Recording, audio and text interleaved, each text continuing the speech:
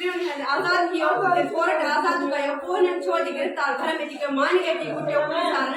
असा गया थाने लगे के आई कोन असा खुद असा के खड़ी हमारे बच्चे समेत गया हो सके